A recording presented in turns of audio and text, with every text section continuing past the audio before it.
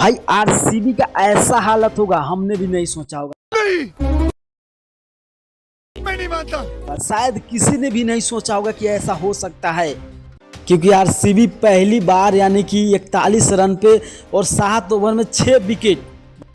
अरे देवा, ये गड़बड़ है बाबा। भाई आप सोच सकते हो या समझ सकते हो, आप लोग क्या सोचते हो इसके बारे में?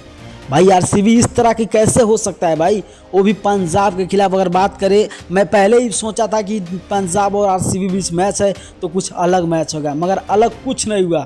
भाई आरसीबी वालों ने नाक कटा दिया और 41 पे 6 विकेट।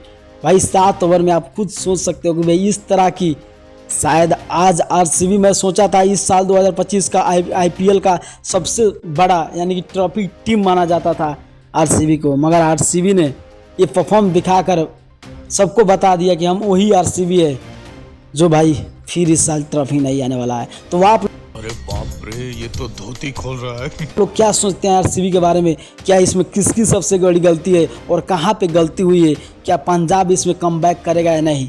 आप लोग कमेंट कीजिएगा। अगर नए होंगे तो चैनल को सब्सक्राइब करके लाइक कीजिएगा और वीडियो को ज़्यादा से ज़्यादा शेयर कीजिएगा। आरसीबी के लिए भी कुछ लिखिएगा।